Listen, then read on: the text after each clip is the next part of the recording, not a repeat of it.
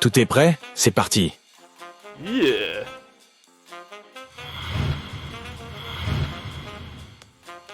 Twiggy a ses 2 cochons.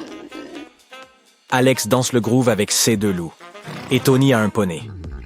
Ils sont tous sur la rive d'une vaste et dangereuse rivière. Ils doivent traverser et il n'y a qu'un seul petit radeau à proximité. Mais ce n'est pas aussi simple qu'il n'y paraît. Il y a 5 règles à respecter. Règle numéro 1, le radeau ne peut transporter que 2 d'entre eux. Règle numéro 2, seuls les humains peuvent ramer. Règle numéro 3, les cochons ne peuvent pas monter avec Alex, sauf si Twiggy est là. Numéro 4, les loups ne peuvent pas monter avec Twiggy sans Alex. Et enfin, la règle numéro 5, le poney ne peut monter qu'avec Tony. Comment peuvent-ils tous traverser?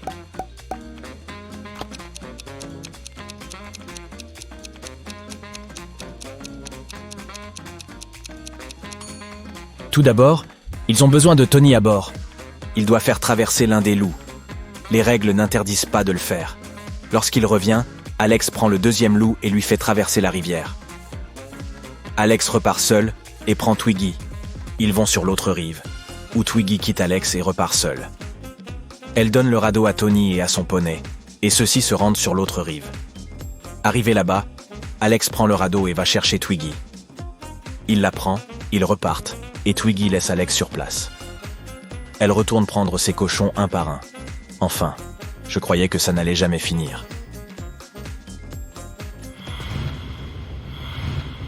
Oliver s'est perdu sur la route alors qu'il conduisait.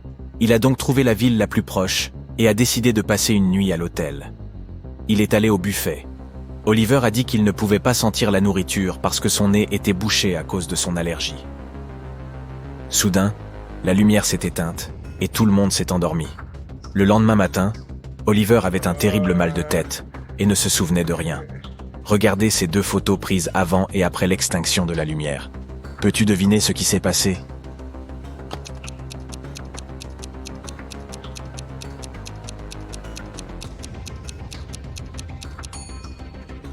Regarde, il y a des ballons sur la première photo et aucun sur la seconde. Ils ont dû être remplis de gaz somnifères. Quelqu'un voulait que tout le monde dorme. Un jour, en arrivant au travail, Marie s'est rendu compte que leur bureau avait été cambriolé. Le gardien de nuit a déclaré qu'il était en train de patrouiller lorsqu'il a soudain entendu des bruits suspects. Arrivé sur place, il a constaté que la porte du bureau était grande ouverte, de même que le coffre-fort. Le veilleur de nuit a également déclaré qu'il avait regardé par la fenêtre et remarqué quelqu'un qui montait dans la voiture, mais que le soleil l'aveuglait et qu'il ne pouvait pas voir de qui il s'agissait. Mary est immédiatement allée voir l'un des officiers de police et lui a dit que le gardien mentait. Pourquoi? Uh-oh.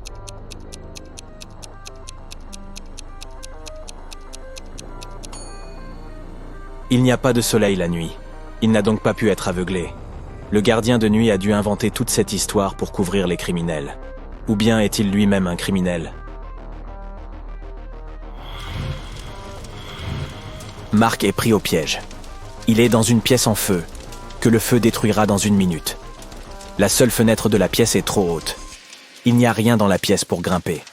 Mark n'a pas de corde, d'échelle ou d'autres dispositifs qui pourraient l'aider. De plus, la porte n'a pas été installée dans cette pièce. Que doit-il faire pour survivre?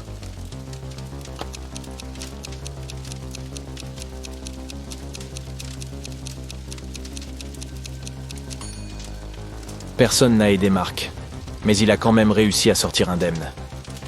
La porte n'était pas installée, mais il y avait un passage. C'est par là qu'il a quitté la pièce en feu.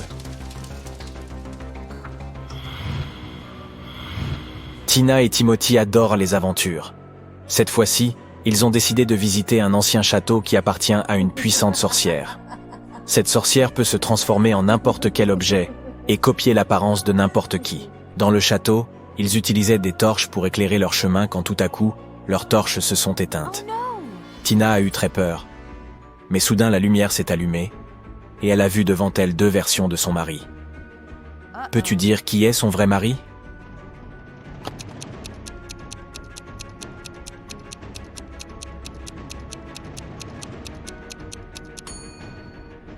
C'est l'homme à droite. Il a 5 doigts, comme un vrai humain. L'homme de gauche a 4 doigts, c'est donc la sorcière.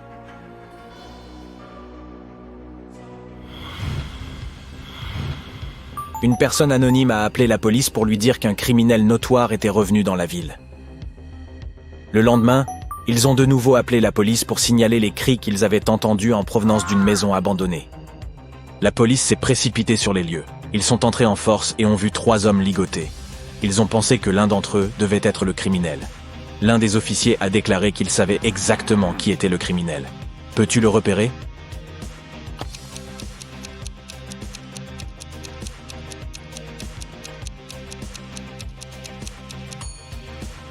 Regarde l'homme à gauche.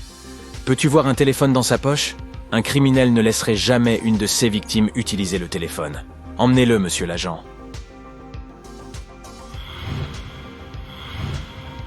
Miles est un homme d'affaires prospère. Un jour, il a publié une offre d'emploi sur un site web. Il cherchait un nouvel assistant.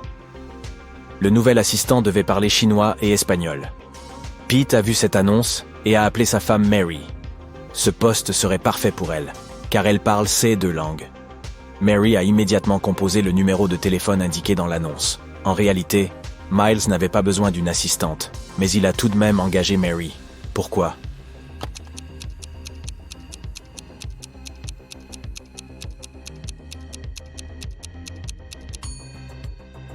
Mary semble avoir une liaison avec Miles. As-tu remarqué que le numéro de Miles était enregistré dans le téléphone de Mary? Miles a posté cette offre d'emploi dans le but de dissimuler leur liaison.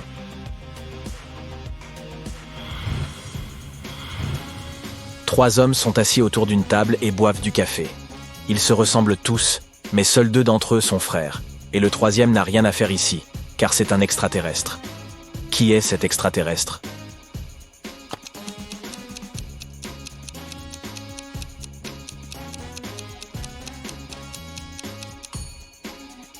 C'est l'homme assis à droite. Il a 12 doigts.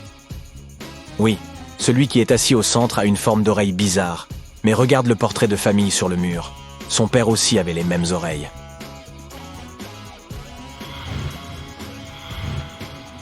Gabrielle est vendeuse dans un grand magasin. En ce moment, 3 personnes se trouvent dans la cabine d'essayage où elle travaille. Il s'agit de Jessica, la fille qui porte une robe verte, Sean, un homme qui porte une veste en cuir et un jean moulant, et Alex, l'homme qui est en train de prendre un jean plus grand que celui que Gabrielle lui a apporté. L'un des clients est un extraterrestre. Gabrielle doit découvrir de qui il s'agit.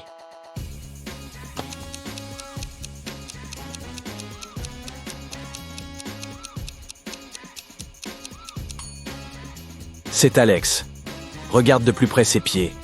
Seul un reptile ou un extraterrestre peut avoir de tels pieds.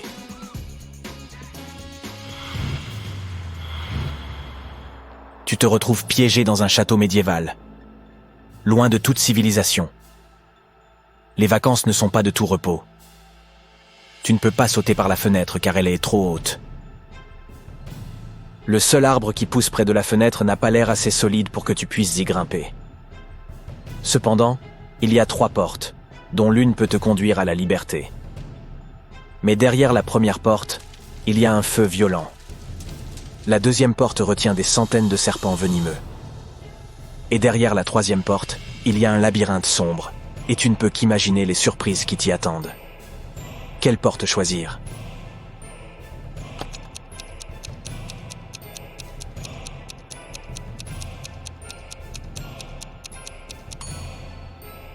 La 3e, il suffit de casser une branche d'arbre, de la transformer en torche en l'allumant dans la première salle, et de traverser le labyrinthe. Il ne fera plus nuit.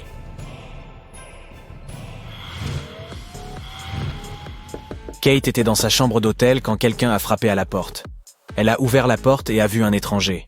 Il s'est excusé et a dit qu'il pensait que c'était sa chambre. Lorsqu'il s'est éloigné, elle a immédiatement appelé la sécurité de l'hôtel. Pourquoi Kate a-t-elle eu des soupçons?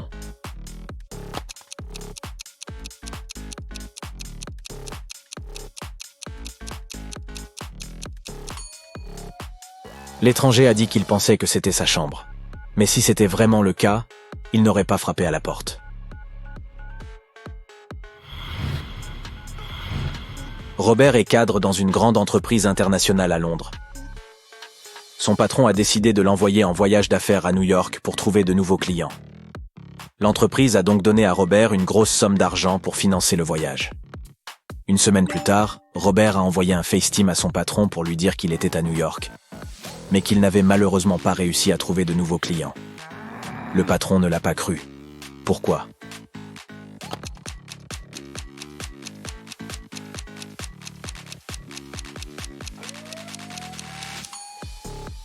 L'horloge murale de la chambre du patron indique la même heure que celle de Robert.